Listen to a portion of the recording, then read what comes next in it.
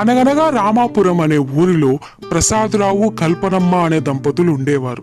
Prasadarao ఉన్నదాన్నే enjoy చేయాలి అనే మనస్తత్వం కలవాడు. ఇక కల్పనమ్మ తను చేసే ప్రతి పనిలో పొదుపు చేస్తూ ఉండేది. ఆ పొదుపు కాస్త ముదిరి పిసినారితనంగా మారింది. అందుకే కల్పనమ్మను ప్రసాదరావు ఎప్పుడూ పిసినారి పెళ్ళామంటూ ఉండేవాడు. ఒకరోజు ప్రసాదరావు సంతోషంగా మార్కెట్ నుంచి వస్తూ చేతిలో కొత్త సబ్బు కవర్ పట్టుకున్నాడు. కల్పనమ్మా, ఈరోజు మనం కొత్త బ్రాండ్ సబ్బు వాడదాం. మంచి వాసన బాగుంటుంది, సరేనా?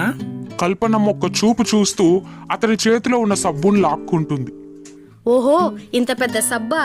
దీనివల్ల ఖర్చు పెరిగిపోతుంది. ఇది ఇలానే పెడితే నానిపోయి వృధా అయిపోతుంది. అదే చిన్న చిన్న ముక్కలుగా చేసుకుంటే 3 నెలల పాటు ఉంటుంది అనుకుంటూ కిచెన్లోకి వెళ్లి వెంటనే చాక్ తీసుకొని సబ్బును చిన్న చిన్న ముక్కలుగా కోస్తుంది.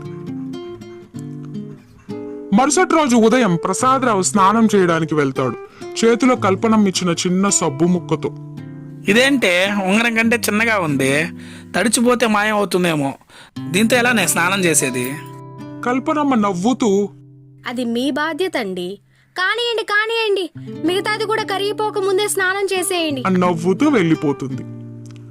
ఇది ఇలా ఉండగా ప్రసాదరావు ఇంటికి ఒక అతిథి వచ్చాడు. రాబామర్ది, ఇదేనా రావడం? ఎలా ఉన్నావు? చెల్లి పిల్లలు అంతా బాగున్నారా? దూర ప్రయాణం చేసి అలసిపోయావు. స్నానం చేసి రా, భోజనం చేస్తాం. కల్పనమ్మా, బామర్దికి సబ్బు ఇవ్వు. అది విని కల్పనమ్మ గుప్పెట్లో ఉన్న ఒక చిన్న ముక్క ఇస్తుంది. ఏంటక్క ఇది? సబ్బు అడిగితే టాబ్లెట్ ఇచ్చావు, ఇప్పుడు టాబ్లెట్ ఎందుకు నాకు?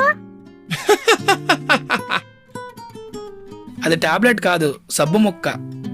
అది మా కల్పనమ్మ పిసినారితనం. మా ఇంట్లో సబ్బుకు కూడా ఆయుష్ ఎక్కువేలే. అది విని కల్పనమ్మ మూతి తిప్పుతూ లోపలికి వెళ్ళిపోతుంది. అలా ప్రసాదరావు విసుగు చెందినా లొంగిపోయి చిన్న సబ్బు ముక్కలతోనే స్నానం చేయడం అలవాటుగా చేసుకుంటాడు. కల్పనమ్మ గర్వంగా చెప్తుంది, చూసారా, మన ఇంట్లో సబ్బు 3 నెలల పాటు వచ్చింది. పిసినారి పిసినారి అంటారు. నా పొదుపు ఎలా ఉపయోగపడిందో చూసారా?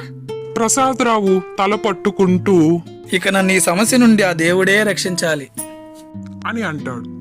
నా పిసినారితనం మీకు నచ్చిందే? నచ్చితే ఒక్క లైక్ ఇవ్వండి. మీ ఇంట్లో కూడా నాలాగా సబ్బు కట్ చేసి వాడే వాళ్ళు ఉంటే కమెంట్ చేసేయండి. ఛానల్ని సబ్స్క్రైబ్ చేసుకోవడం మర్చిపోకండి.